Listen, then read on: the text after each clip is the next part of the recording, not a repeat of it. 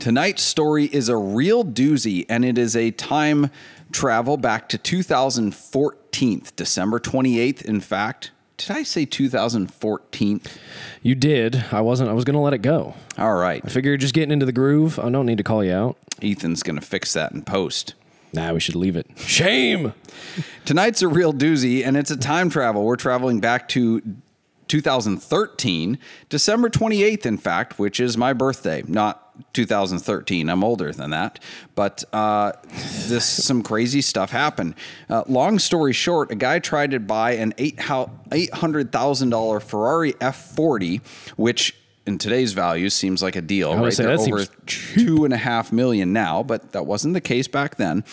From a guy who died that same day on my birthday, and then he tried to buy it from the estate, but they sold it out from under him for more money. Which is there like an acceptable amount of time? So I think the fact that they were trying to buy this car and then the dude dies is wild.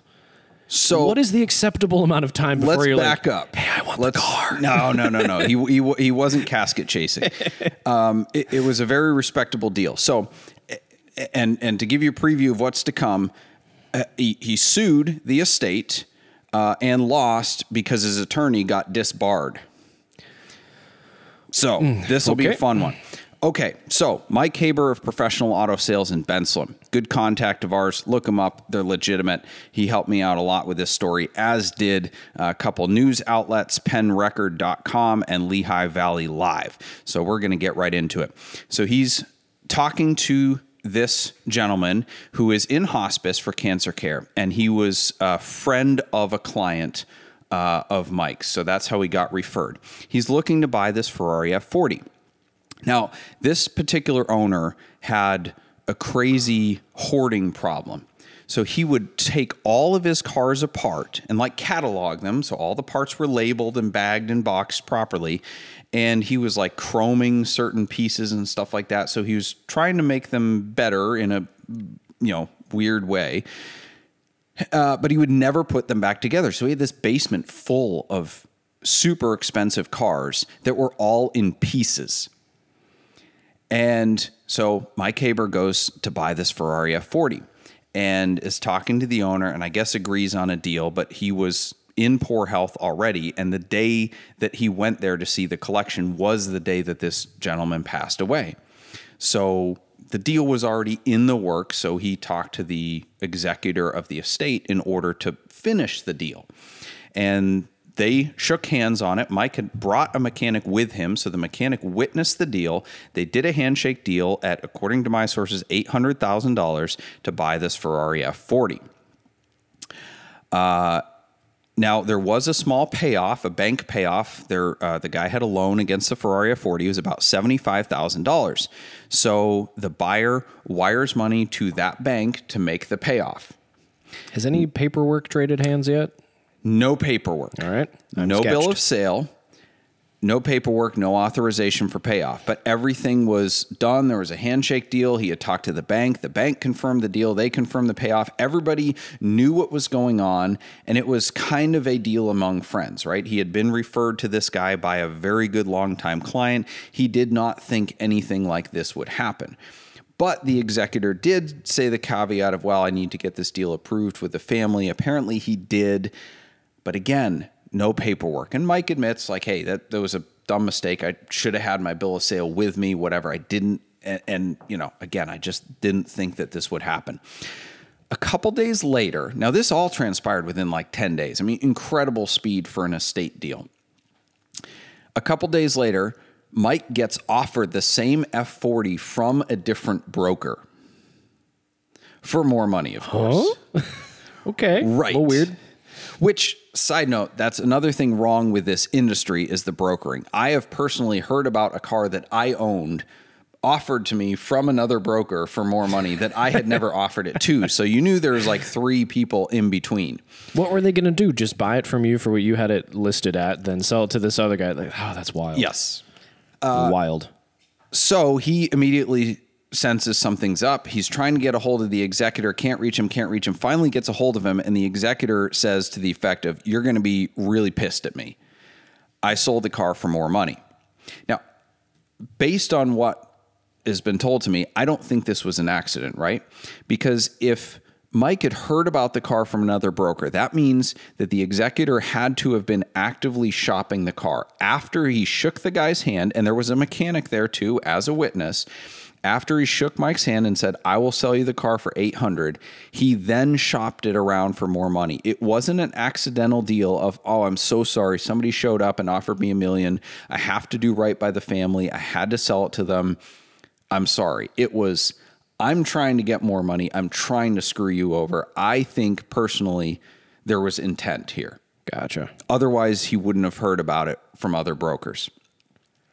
So, needless to say, Mike doesn't get the car. The car sold for about $50,000 more to somebody else. Now, let's take a little step back and say, okay, well, did the dealer deserve it? Were they trying to just take advantage of this situation? Were they trying to steal a car out of an estate?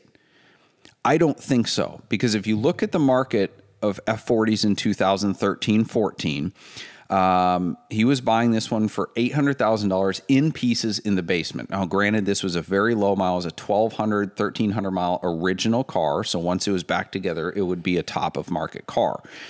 But one that year sold at RM auctions for $935,000.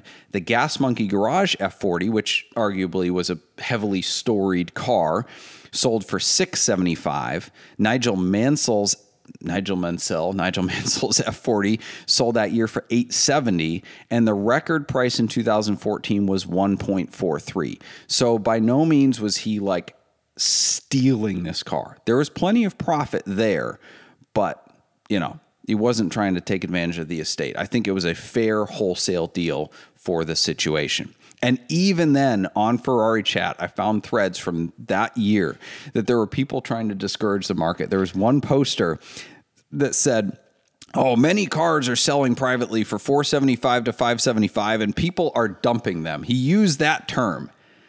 People love to use extremes. Oh, the market is crashing, or oh, but it's all going to. We and did it's that like, last week. So. People who take themselves a lot more seriously than we do say these things, and it's wild. I'm not invested in the Tesla or Corvette market falling, but I feel like the people that post online, they wanted to buy an F40 cheaper, so they're saying that the sky is falling. There is always someone saying the sky is falling. There's always somebody saying the market is going through the roof. Got to do your own homework. I would also like to point, is this guy still out the like $75,000 for paying off the loan? No, he did get that money back. No, he was not like wronged any money other than legal fees and loss of profit. So he did file a lawsuit, and he lost the lawsuit fairly quickly. And now his intention was to file an injunction against the car, because if the car was tied up until the case was resolved, then the other dealer who bought the car likely would have sued the estate for like a non-good faith deal or whatever, because, you know, they had paid for the car. They wanted their money. They didn't want to sit on nearly $1 million while this all unfolded through courts, because, you know, the wheels of justice grind exceedingly slowly. Nobody wanted that. He was not able to get the injunction to tie the car up. So the other dealer got the car, got the title. That was all settled. The only thing that couldn't be settled was the estate itself, because there's an active case against the estate. So that money couldn't be distributed to the heirs until this case was settled. So that was his first loss. He lost the injunction. Now, the court itself said that because it was a verbal deal, and there's a statute in Pennsylvania, according to this penrecord.com, that there's a $500 threshold for verbal contracts. So anything below a $500 threshold can be essentially upheld as a valid verbal contract. Above a $500 threshold, $500, not $500,000. This was way above that threshold. Pretty sure there's a clear gap. We're really comfortably over the limit. Yes. There's, you know, verbal contracts out the window. They basically said, sorry, you should have had something in writing. Now, the executor of the state denied in court that he had ever agreed to this deal.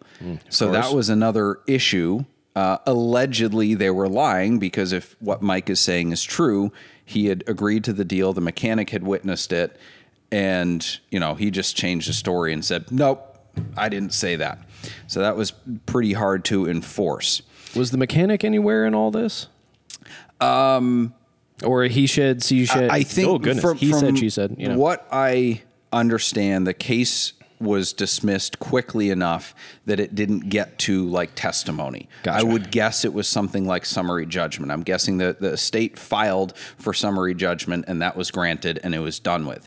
So Mike appeals it to a higher court. So it goes up to the Superior Court and they overturn that ruling 2-1. A couple things that they noted here. They said, quote, the Pennsylvania Statute of Frauds requires a writing indicating the terms of an oral agreement, so there exists no serious possibility of consummating fraud by its enforcement.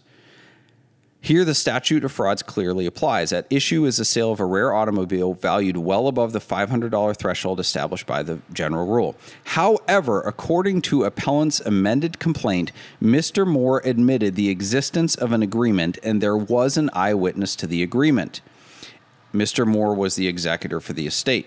If appellant can prove Mr. Moore's admission that an oral contract for the sale of the 91 Ferrari F40 was made, then appellant will establish an exception to the statute of frauds.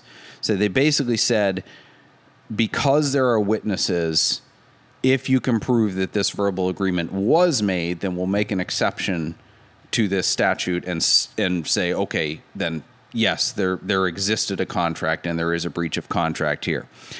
So then it went back down to the lower court. So it went back to the Berks County Court of Common Pleas for further action. The appellant is represented by Matthew Todd Crossless of Crossless Law Offices. That was the second problem. Ooh. Ethan, do you want to pause so I can turn the heat off so you don't have that noise in the background? Matthew Todd Crossless. According to Mike Haber, this attorney, didn't do his job. Nice. So he kept calling the attorney for updates. Never heard anything. He finally called the court, and the court said, oh, your attorney didn't show up, so the case was dismissed. Entirely? Dismissed. What? Yep. So, well, let's just look at Lehigh Valley Live. Headline, former county executive loses law license for 2 years after failing several clients, the disciplinary board rules. Allegedly, and according to Mike Haber, this guy had a serious alcohol problem. Nice. And he was not filing paperwork and not showing up to court on behalf of a lot of clients. He primarily was doing bankruptcy filings and foreclosure protection. So he hurt a lot of low-income people who were trusting him to file documents for foreclosure protection, and he just never filed the documents. So those people lost their houses because they hired the wrong attorney. So Mike Haber lost his suit because his attorney didn't even show up for the court hearing. And apparently this attorney then asked Mike for a loan because he had some real estate deal that was too good to be true. And Mike's like, yeah, no. Oh, no. Get out of here. Ooh. Yeah. So anyway, I guess he admitted this attorney Crossless admitted that he had some substance issues that he had to deal with. And I believe he has never been reinstated, did not apply. So he is no longer an attorney. So, with his history of alcohol abuse, this attorney, he did initially pass the bar, but then he could never pass another bar. Yikes. Have you ever bought a car from an estate with like some sort of executor of a will kind of thing you had to deal with? Multiple times. Are they all kind of, They're all fine usually because by the time it gets to that point, the attorneys are dealing with it and everything's settled. Gotcha. But I have had someone who thought they were a beneficiary of an estate threaten to sue us and the estate because we didn't handle the sale of their Lamborghinis properly. So if anything, if I'm dealing with an estate, I know like I got to have my ducks in a row because there's so many other people who may have claims now or in the future to the distribution of this. It may not be my problem, but it will end up being my problem. Yes. So, yeah, Mike knows he screwed up. The attorney screwed up. Everybody screwed up in this situation. But, you know, he lost out on an $800,000 Ferrari, and it needed about 25 to 30 grand to put it back together. And the dealer who bought it, who is a competitor of his, ended up selling it for what Mike said was $1.24 million. Whoa. So a nice little about $400,000 profit off of this whole deal. So that's what he lost out on by getting sold out. And, yeah. Oh, boy. Too bad. Too bad. If only there was like Google reviews that this guy could use to like determine if a lawyer was legit or not. Well, speaking of Google reviews, that brings us to our wall of shame. We had a customer review us recently, a 1-star review, essentially saying, well, if you like buying cars like you like ordering pizza, then go to Switch Cars because you don't get to test drive cars. I showed up with 150 grand in cash, which he didn't. He called us on the phone, and it was very obvious he was just like a perpetual shopper. He wanted to test drive a bunch of fancy cars, and I'm like, that's not what we do here. Also, if you're showing up with that kind of dough, is it in like a briefcase? Like you're not putting that in your pockets. Right. Like, right. Listen, you're not, People you don't have a show up with that kind of dough. So when they say they're going to do that on the phone, I know it's posturing. So anyway, we took a look at DJ's other reviews because it's always fun when we get negative reviews that we don't think are legitimate to just make fun of them back. You know, there's ones that are legitimate and we deal with those, you know, try to rectify the situation. But man, this is great. So the first thing I noticed is he reviewed a lot of other high-end car dealers, which proved my point, my speculation that he is a perpetual shopper. He gave a couple dealers 5-star reviews because they let him test drive whatever car he wanted. And then a couple other ones 1 stars. And it doesn't appear that he has ever bought a car. But then, you know, he gave Taco Bell a 5-star review. That is, I don't think a single Taco Bell has ever been worth 5 stars. Right. 3 at most. Yeah, depending on how high you are, maybe. I do love, like, every other dealer that he 5-starred, he specifically states, like, nope, they let me test drive this thing. They're great. Exactly. Yep, I test drove 3 cars. He gave a 1-star review to the Fargo Public Library. He gave a 5-star review to Applebee's. Never trust a man who gives a good review to Applebee's. Yeah. 5 stars to Chili, 1 star to Sonic Drive-In. We've got a 5-star for Sicky's Garage Burgers and Brews. Yeah. 1-star review for Panera Bread. I came here to read and study, but I guess they think everyone needs music blaring through their whole visit. Extremely annoying. I do love the 1-star review for a Target where he bought some chicken that made him sick. Oh, that was a good one, Tasted like dirt. Complaining about a Panera being loud is just objectively funny to me. That is hysterical. Yes, the chicken tasted like dirt and was up sick all night. Well, if you cook the chicken, it won't be up all night. Anyway, First Community Credit Union, $5 to get my money put into a check. Really terrible customer service. I don't know. Maybe if you had a bank account instead of carrying around cash, then. I do love that he also gives a bunch of 1 stars without any context. Like Wheels Power Sports, which is an ATV dealer, he gave 1 star. Yeah. So maybe they just didn't let him test drive an ATV or something. Yep. He was incredibly displeased. Merit Partners, high-end Porsche dealer, 1 star. Yep. Ruby Tuesday, 1 star. Probably accurate. You know, I'll give him that. If you want to be ignored, this is the place to be.